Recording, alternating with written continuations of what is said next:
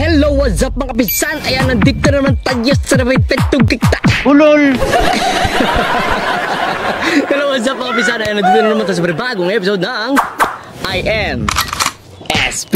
Alright!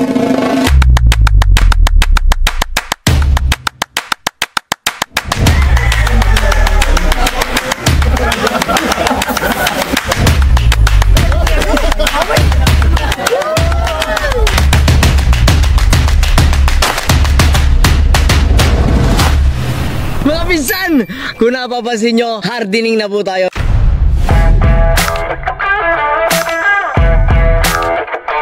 Ng ating first batch po natin. So, ayun mga pinsan, bibigyan natin kayo ng konting tips kasi baka mamaya kasabay ko po kayo mag-hardening or mag-hardening pa lang kayo. Kaya bibigyan natin kayo ng konting kalokohan. Usapan yan, ha? Di mga pinsan, syempre, tips din dito kay SP. Ayan mga pinsan, kung mapapansin nyo, meron tayo mga... Ba't dalawang beses ko na nasabi?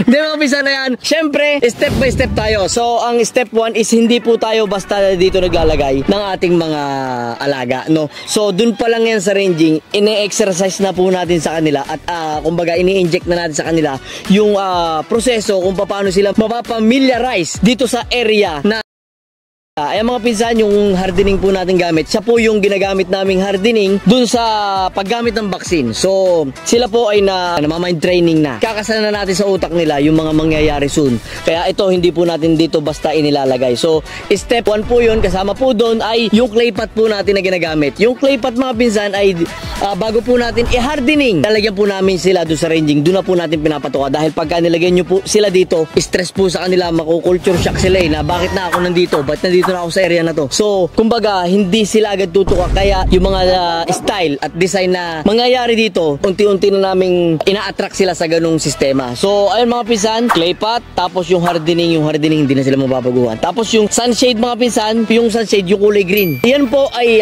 90% yung sunshade po niya. Ibig sabihin ng 90% mga pinsan, 90% po yung hindi nakakapasok na init. So, 10% lang yung napapasukan ng init kasi hindi pwedeng kulom kasi malilipad yan ng hangin. Pagka sobrang lakas ng hangin, magliliparan niya, makakawala yung mga...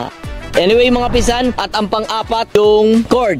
So mga pinsan, ilang na natin to? Siguro 2 weeks na lang. 2 weeks na po yung may cord para kung sakaling stress na nga sila sa location bago tsaka mo palang lalagyan ng cord is masyadong mahirap. Stressful na sa kanila. So ranging pa lang mga pinsan, 2 weeks before mo i-hardening, ilagyan na po natin ng pamaa yung ating mga alaga para hindi na sila madagdagan ng stress. At yung age nila mga pinsan ay 4 months old mga pinsan. 4 months old po yan dahil mas maganda po yung hindi na sila masyadong malikot sa ranging.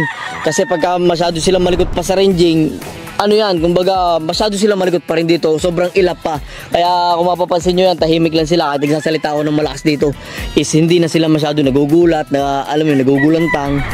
Kaya ayun mga pinsan, yung practices na ginagawa po natin bago po natin ilagay dito sa hardening area. So 5 days lang po yan dito, 5 days. Bigay po natin ng vitamina yan. Sa day 1, bibigyan po natin yan ng para po anti-stress po sa kanila. Ang kinukuha pala namin dyan ay yung mga bulto na yung katawan. Hindi po kami bumabase sa masyadong maturity, yung masyado na silang alpha. May mga alpha dyan, pero may mga alpha pa rin natira doon. Ang binabasehan po namin yung katawan. Bakit mga pinsan? Kasi dito po hindi sila masyado tutuka agad. Kaya kinukonsider po natin yung kanilang katawan is kahanda ng i-hardening. Ay mga pinsan, yung ating practices dito. Patingin ako ng isang natin. Papakita po tayo ng isang para po ma-convince kayo na tayo po ay nagha-hardening ng talagang healthy na. Yan, papakita po tayo. Ayan mga pinsan, may isang example tayo dito ng butcher. Ayan, napakakisig nito. Matured na to pinsan. Tulad ng sinabi ko kanina, bulto yung katawan niya. Tapos handang-handa na sila sa hardening stage yan. Harvest na to. Ito harvest lang po natin itong mga ganitong butcher. Ayan, ang ganda ng buntot. So, nabunutan na rin po natin to ng buntot. 3.5 months, binubunutan po natin para yan. Sabay po yung pagtubo ng buntot nila. Ayan, kita nyo, precise naman yung buntot mga pinsan ng ating hawak na alaga. Kaya mga pinsan, ayan, sundin lang po natin yung practices practice na ginagawa po dito kay SP. Pasensya na po kayo kung ngayon lang po ulit ako nakapag-upload. Alam ko na mga pinsan, kayo po ay excited na laging mapanood si SP para makakuha ng kalokohan at tips dito kay SP. Ayun mga pinsan, at syempre dito sa ganitong stage, kailangan na nilang dagdagan po natin ng calcium, no? Nagbibigay po kami ng calcium, kahit ano po calcium ang ano nyo dyan, ibigay nyo dyan, basta meron po kasing injectable at merong subo. Kami po, mas prepared po namin yung sinusubo na calcium para sila hindi na masugatan yung kanilang pitcho. Anyway mga pinsan, twice a week po. Doon sa 5 araw pala na yun, kailangan mabigyan sila ng 2 beses. Yan, 2 beses. Kailangan mabigyan na sila bago natin sila i-cord para matibay na yung buto nila. Ay mga pinsan, yun po yung practice na ginagawa po namin dito sa hardening stage po natin. Ito mga pinsan, ang ating bagong linyada from JJP Game Farm, ang ating Mel Sims Black. Okay? Tutoy na tutoy pangalan mga pinsan, pero napakaganda na ito. Yan, patubo na talaga ng balahibo niyan, dire-diretso na ito mga pinsan. Ganda nito. Tatanungin lang kita, ano yung natin, ano may dadagdag natin sa ating mga kaibigan na practices natin dito sa hardening area, kasi hindi ko naman ma-discuss lahat. Anong oras ba nilalagay ito dito? Kanina, mga alas 4, gising na mga tao namin natin. Madaling araw. Tapos pag mga 4:30, syempre mga nagkape pa. 4:30, inuli namin. Yung lahat, tinipo ko yung lahat. Kung alim, talagang pinakamagaganda katawan, yun ang kinuha ko. Kahit hindi mo makikita nung paggabi, yung basta maganda lang katawan. Yun lang inuhuli namin. Kailangan yung mga matured. Mga matured ang katawan ba? Tapos kailangan yung wala pang liwanag. Wala pang liwanag. Kasi may stress sila na. Mainit na nga. Tapos anong oras yung niliguan? Kanina nga pala nagligo kami dito. Pagkatapos kumain ng 7 AM, siguro mga 8:45 nagpaligo na uli kami. Dilaws. Kami nito. Ito naman, hindi mo na rin namin lalagyan ng inahin kasi nga kailangan namin ma-matured pa lalo ang katawan. Oo nga. Hindi na kami naglalagyan. Kasi pagka sila ay kumasta, bawas pa yung sa kanilang maglulus pa yung nila, no? Kailangan natin paganda. Kasi dati yung practice, no, Kap, yung karamihan sa mga viewers natin, sa mga kaibigan natin, nagsasama pala sila ng inahin dito, mga pisan. Kami hindi na. Dahil dito stress na sila, hindi sila masyadong tutuka dito sa Klipat dahil nga nababaguhan sila sa area, kaya yan, minabuti ni Alvin na hindi na lang lagyan ng inahin. Yan. Tama yun, tama.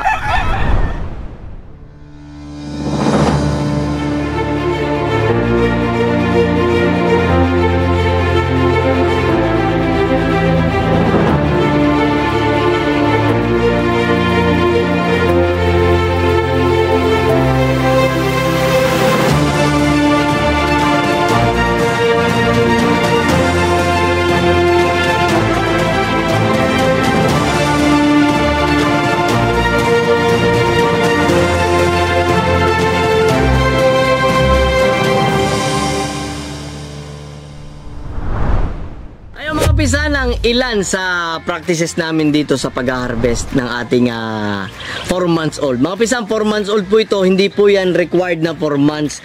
Ang pinakamaganda lang po para sa akin is 4 months dahil pag umangat pa po yan ng 4 months, mag-aaway-aaway na sila sa ranging. Tapos pagka naman masyadong bata, masyado pong maluwag pa yung mga buto nila sa pag-cord. Pero mga pisang dati, naalala ko lang nung pagkakataon na hindi pa po tayo masyadong hasa sa breeding is nagkakameron po ng sakit.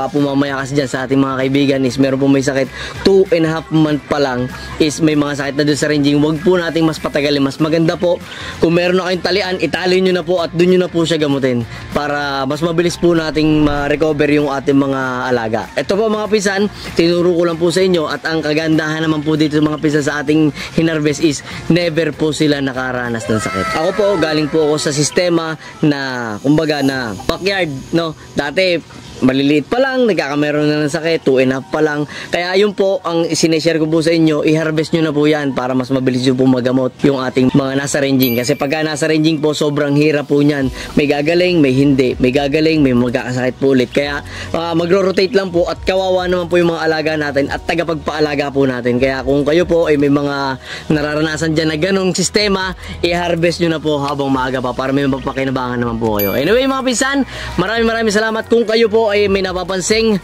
kulang sa content na to at may katanungan ka dyan, pwede kang mag-comment kung ano man yung katanungan mo at soon, balikan natin at i-shoutout po natin yung mga kaibigan po natin na nakaantabay dito sa YouTube channel po natin. Mga pinsan, tuloy-tuloy na po yung pag-upload po ulit natin dahil ako namimiss ko na rin tong YouTube channel dahil dito tayo nagsimula at ito hindi matatapos. No, nagpahinga lang po tayo dahil sa mga instances na about social media.